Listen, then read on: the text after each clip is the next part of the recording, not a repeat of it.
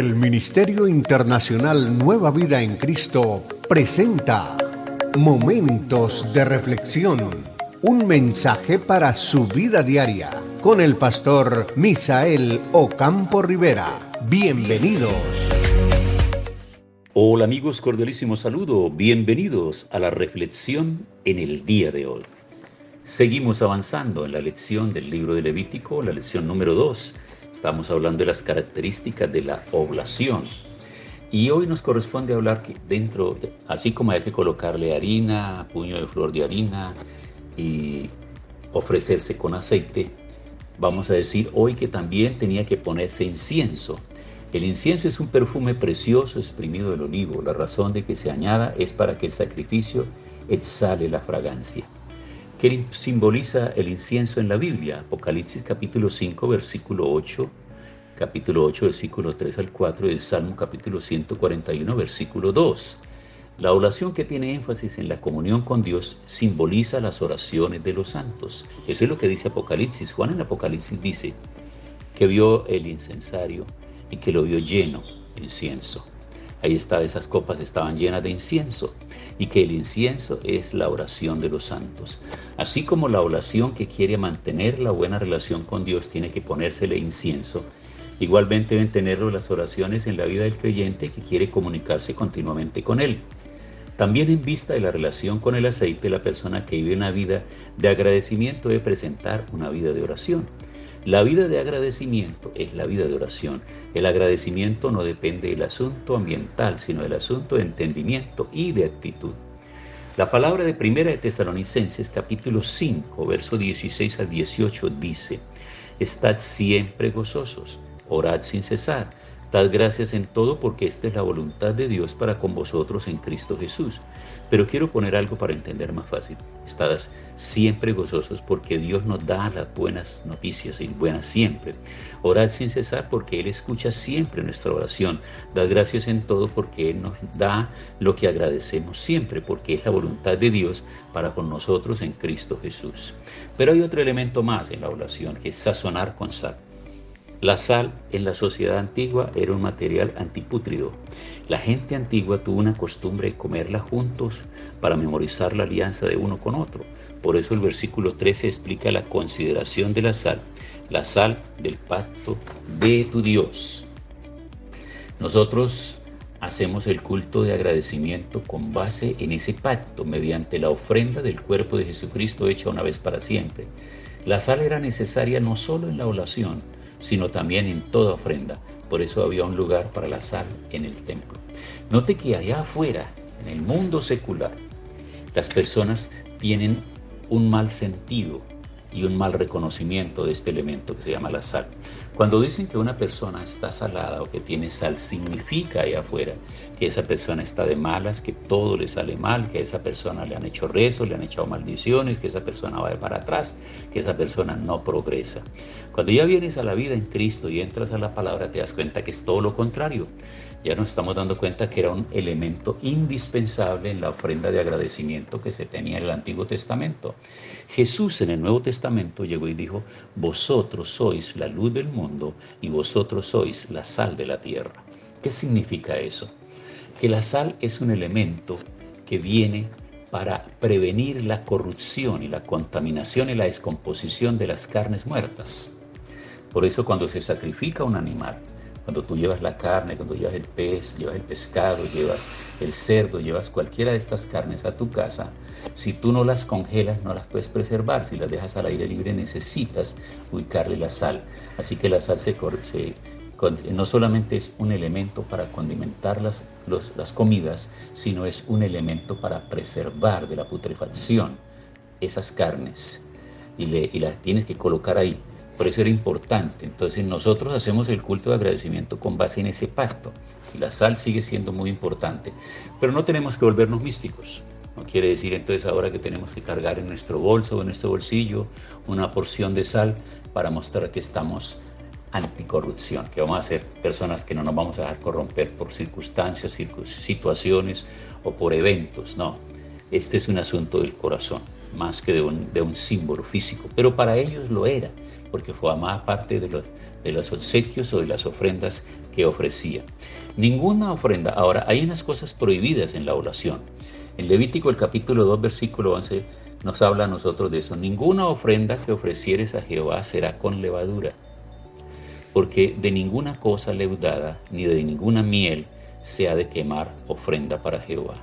En la oblación no se echa levadura ni miel, porque la levadura simboliza lo contagioso del pecado y lo corruptible porque es fermentable. Y la miel también significa el placer carnal que no puede echarse en la oblación. Primera de Corintios, en el capítulo 5, versículos 6 al 8, nos enseña acerca de la vieja levadura que debe ser limpiada, pues es malicia y maldad, porque somos nueva masa sin levadura por Jesucristo. Hay sinceridad y verdad en la vida del creyente que quiere comunicarse con Dios en lugar de la malicia y la maldad. No agregue la malicia y la maldad en su vida, sino la sinceridad y la verdad. Entonces, respecto al tema de la levadura. Ahora vamos a hablar del tema de la miel. Cuando se usa la miel con la mala simbolización, simbolizando el placer carnal y la tentación por su dulce, si prueba el pecado una vez, estará fascinado. El pecador es el que quiere comer lo dulce como miel. Por eso Proverbios en el capítulo 5, versículo 3 dice: porque los labios de la mujer extraña destilan miel, y su paladar es más blando que el aceite. El placer carnal se queda en un momento. El fruto del placer carnal es amargo.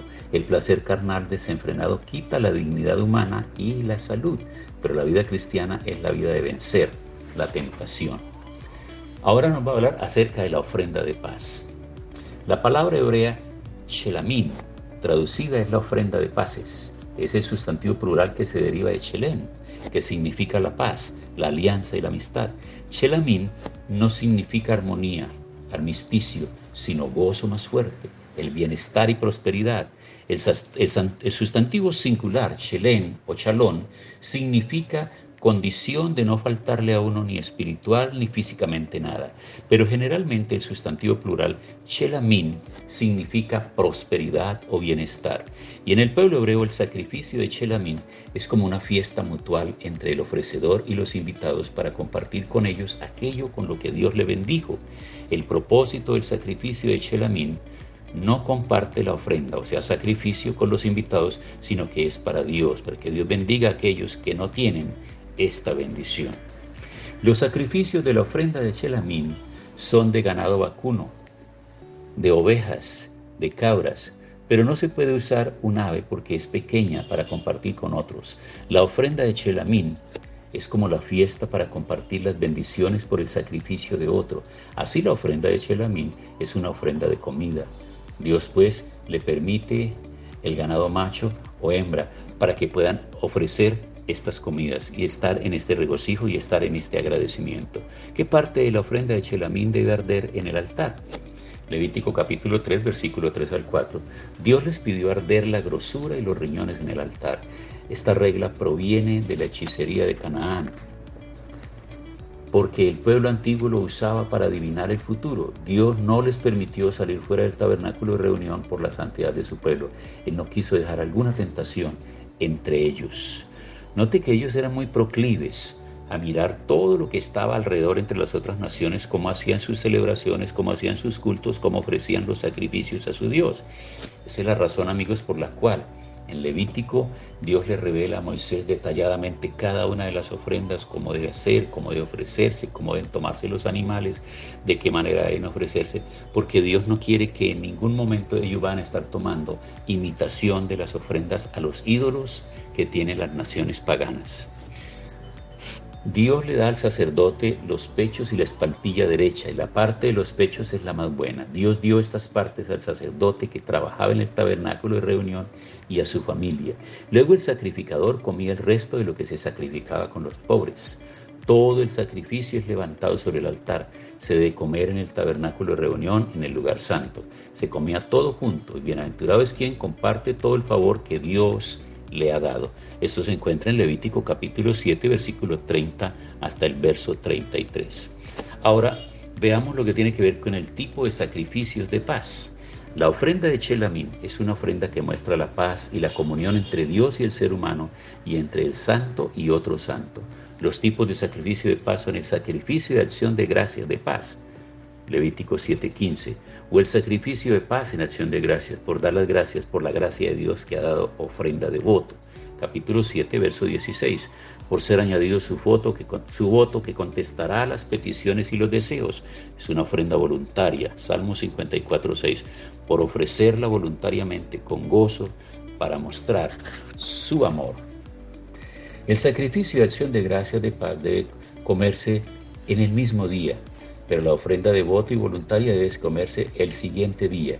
Y además se puede comer la hembra y con tortas de pan lerdo para que sea de buen sabor. Esta es la flexibilidad de Dios. De manera, amigos, que estas lecciones que estamos día a día, mediante estas cortas reflexiones, nos llevan a entender más claramente todas esas fiestas, todos esos sacrificios, todas las prohibiciones, todo lo que se puede hacer, de qué manera Dios ha llevado a ese pueblo. Cuando nosotros terminemos todas estas lecciones acerca de estos libros del Pentateuco y tengamos ya un paquete más grande de las leyes, no solamente las leyes espirituales, sino las leyes de higiene, de salud, leyes de pobres, leyes de enfermedades, leyes de salud, leyes del respeto y bienestar, leyes del castigo. Bueno, en todas estas leyes nosotros vamos a entender con mayor razón por qué el nuevo pacto es un pacto de gracia y es un pacto en el que Dios nos llama a todos nosotros, a todos los pueblos y a todas las naciones para entrar en una relación estrecha, íntima con Él mediante la obra redentora de su Hijo Cristo Jesús en la cruz del Calvario. Vamos a orar. Señor, gracias, muchas gracias. Queremos adorarte y bendecirte en este día por esta reflexión y por todas las anteriores y por las lecciones que hemos podido aprender hasta ahora. Gracias en el nombre de Jesús. Amén. Hemos disfrutado de un gran momento de reflexión con el pastor Misael Ocampo Rivera. Un mensaje lleno de amor, esperanza y felicidad para tu vida. Los invitamos a compartir este mensaje con sus amistades y en sus redes sociales. Búsquenos en YouTube y Facebook como Ministerio Internacional Nueva Vida en Cristo y en Instagram como @MinInternacional Nueva Vida. Momentos de reflexión.